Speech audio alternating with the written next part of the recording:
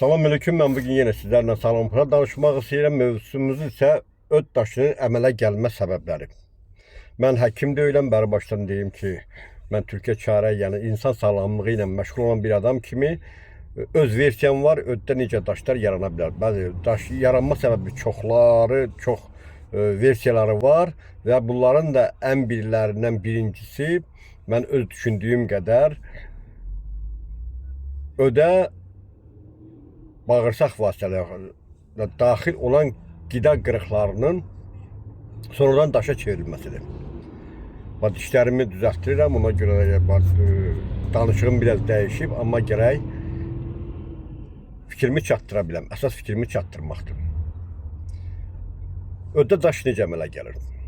Qaraciyər işləmədikdə öddə daş yarana bilər. Öd elə qaraciyərin özü deməkdir. Qaraciyər son qanı təmizləmə bir orqanıdır. Orada təmizlədiyi qandan çıxardığı artıq məhsulları və yaxud ziyanlı maddələri və yaxud demək olar ki, lazım olmayan mayyeni öz kisəsində toplayır. Və bu bir zəhərli bir mayyedir ki, onu elə belə harasa yollamaq olmur. Onu mütləq bağırsağa ötürməlidir. Bağırsağa isə ötürəndə o bəzən bağırsağı yandıra bilər. Ona görə öd əsasən o vaxt bağırsağa daxil olur ki, biz nəsə bir ciddi, ağır və yaxud yağlı yeməklər və yaxud acı yeməklər yedikdə o vaxtı ötürə bilir ki, yəni ziyan vurmasın bağırsağa. Yəni bu vaxtı insanlar çox vaxtı bədən orqanizmdə yaranan köpə fikir vermirlər. Yəni mədə bağırsağın şişməyinə çox da fikir vermirlər.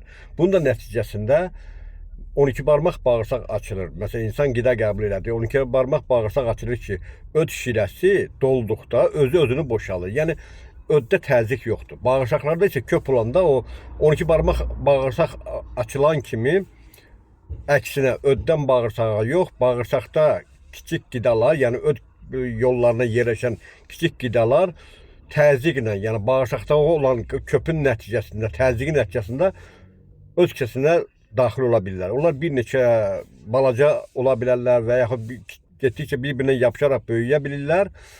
Nəticədə kristallaşaraq ya böyük bir daş formasında, ya bir neçə balaca daşlar və onlarla balaca daş formasında kristallaşıb qala bilərlər.